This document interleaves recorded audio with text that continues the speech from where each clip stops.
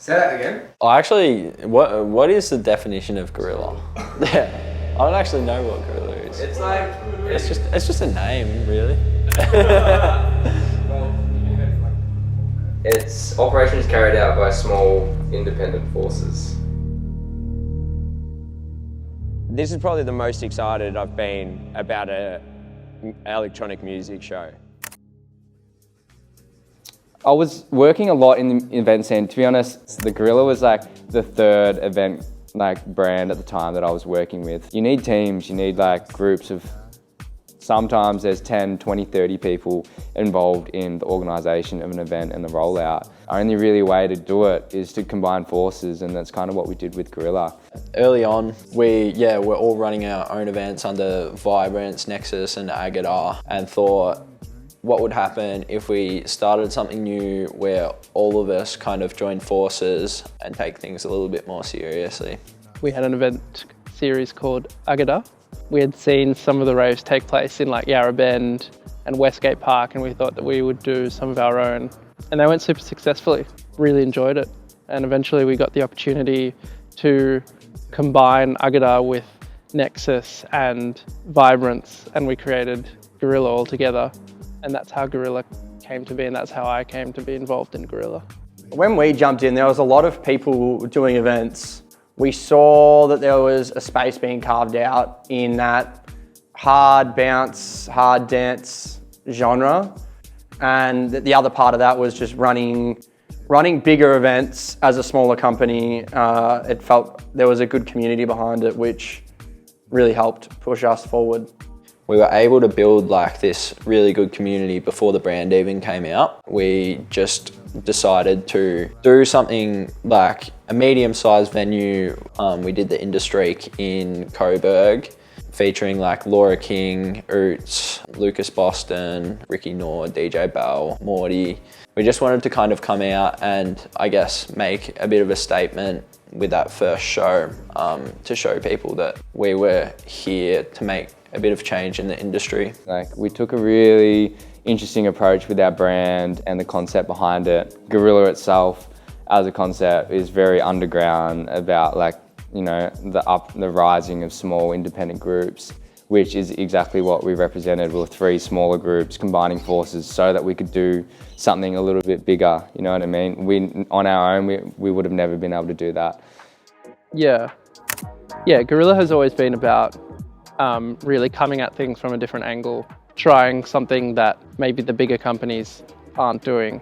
I think the thing that stood out to me the most when we had our first big event, which was at the Thorn back in November 2023, it's been that long, was that we just had that much community. And I remember like having so many people coming because they knew us, they knew the team at Guerrilla, and they knew how much we wanted to like make something good for the community, and that was something that really stuck to me then. And a big thing with the Thorn was it was a completely dry venue. There was no stage, no sound systems, no production, no lighting, no rigging on the roof. We had to pretty much organise 100% from scratch with minimal experience in ever doing that before. So Channy was working with me on all the industry ticketing, and he was mentioning that, you know, you guys were starting something. He was working with some young crews. I guess we had some original conversations, mostly around that show at the Thorn, and then came down and properly met all of you guys and just said like, well done, because I was looking around and it was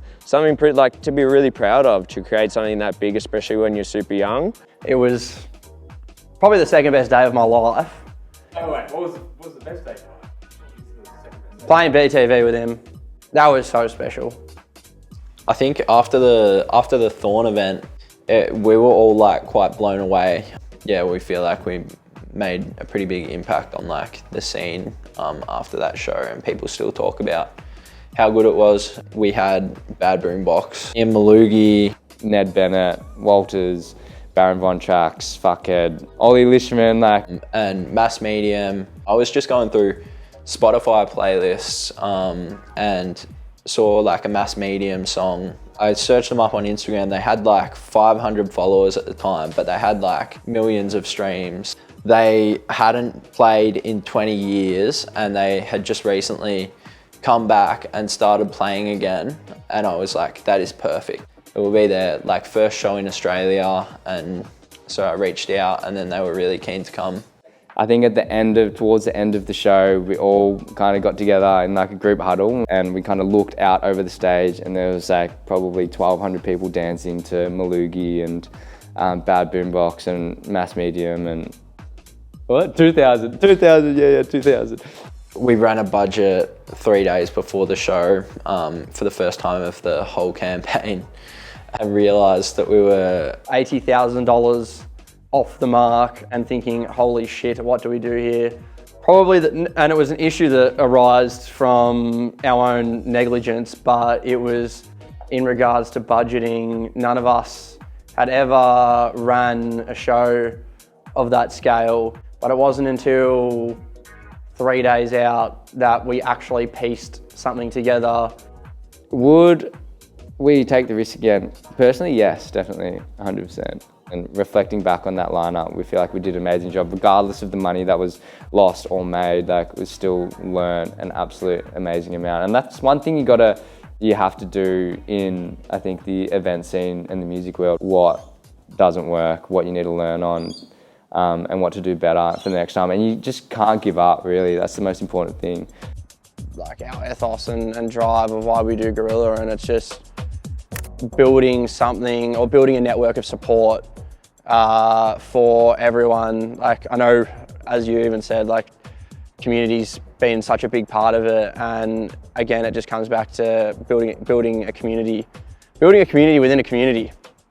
Oh, I think a big thing from the start, we're all about culture and working with each other, and also supporting emerging, like providing a real place and platform for not just patrons, but for other artists, for event organisers to be able to come together and be a part of something that's bigger. And as the scene grew and more people wanted to be go to music events, more and more people wanted to be a music event organiser, more and more people wanted to be an artist, there wasn't really a home for anyone. Like, a lot of other industries have, like, you know, communities and support systems for this sort of stuff, and we always wanted Guerrilla to be, like, you know, a bit of a community pillar, and we feel like we really did a great job of that at the start, and it's something that through the club we want to always foster, you know, bringing people together and supporting emerging talent. The reason we started the agency, I guess looking back at it all, when starting up an events company, we always wanted to find different avenues in the music realm. And once we got Guerrilla as a brand to a point where we felt like we could really help artists develop and grow, and we had the foundations and the connections, it just felt like the right step to take. So I joined Guerrilla because I found that it was a really cool team. I found that there was a really awesome thing starting up with what the boys were doing with their Guerrilla in itself, with the events that they were running, the artists they were bringing in, and also just how they were building this new kind of, like, I guess I would say, community with it. What drew me in was really how much they believed in, like, my kind of goals and aspirations that I wanted to do with DJing, with my music, and how we could kind of get there together being a team with Guerrilla. Ooh, there was too many. Definitely the end of the year, December, last year in 2024. It was back to back to back. I had A3, did BTV, also did Tally Tech as well, and then in October, Intercell was really awesome as well. Key milestones for the agency. Probably number one, signing Baron Von Tracks as our first artist. That always kicked things off strong. Like, definitely the A3 takeover, that's a bit of a no-brainer. Like, being able to put our artists on such a big stage was super incredible. A3 was sick, and it wasn't even just because it was the biggest crowd I'd played to, but because there was, like, all my friends standing around on that stage just behind me, all having fun. Everyone in front of me was having fun. I had, like, random school friends, and they're like, oh, we knew you were playing, but we didn't know when. We came to see you and we really enjoyed it, and that was really gratifying. I'll just start off by saying Getting Interval for us made a massive difference. It was awesome doing it with Novel and having the confidence of Heidi next to me. I can give a big shout out there. But Interval as a whole, we wanted to, I guess, give a diverse offering in all music that I guess is quite popular, but also sounds which are on the rise, and keeping it, I guess, cool and classy, but not being scared to try different things. The Interval brand was, you know, it's another thing that we collaborated on quite a lot. The venue is something that come into its own as one of the best clubs in Australia. I really think that Interval has a strong community focus. It's one of the reasons why we love working with the Guerrilla guys. But also I'd have to speak to the music and the sound. I think it's evident in the consistency that we've seen from the punters and the night itself. The way that Novel worked with Guerrilla on the branding and those sort of things, we, you know, devised a concept, you know, worked through some inspiration, and then what we can do to kind of like combine those inspirations into what you see today. I remember Kyle telling us that we needed to reach out to Glamorama. The Fridays was opening, and we knew that like we were in with a chance. We had really wanted to do a weekly club for a long time. And I remember coming in, there was a couple owners there, Sanjiv was there, Lauren was there as well, and we were very on the spot, and it felt like we were kind of on the spotlight, and I realised that we were in with a shot.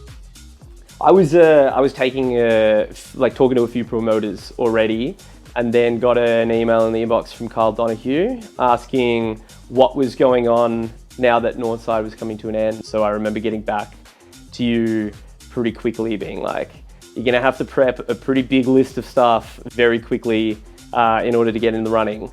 But prepped a pretty good proposal straight away and entered the mix. How did that first meeting go? It was pretty, I like to think it was pretty good. I think it was a nice introduction with the team and seeing, I guess, how everybody brought a different skill set to the team, which gave a lot of confidence that the project, you know, it wasn't all talk. So, about the meeting, firstly when I saw you guys, I was like, these guys are super young. And I thought that Garlick put on that suit to impress us, and I was impressed by his suit. And then he told me like 2 weeks ago that he had a real estate job, and so he'd come from work. So he wasn't actually putting the suit on to impress me, but I was impressed by Garlick's suit. I was impressed with Channy, and all of the owners were just loving talking to him, and he was just chewing everyone's ear off. I'm like, okay, this guy's very confident. I loved when Channy didn't sit on the couch and he sat on the edge of the arm, and I was like, he's like asserting dominance right now in a good way. So that was my first impression of you guys. Obviously the suit, it took my heart, but he didn't even mean to. I feel like the reason we've built such a recurring audience is probably simply just because of the experience. You come here every Friday, you know it's going to be busy, and you know that, yes, the music may be different week by week, but it's something new and it's exciting and people are really enjoying themselves, and I guess that's the biggest thing that matters. Really excited for when we get to around A3 time, because we're going to have a lot of big artists around that time of year, so without giving away too much, there might be a couple of features. And as has also been announced, we also have a day party coming up. Really excited to be taking Interval out of the club and into new spaces and expanding on the brand.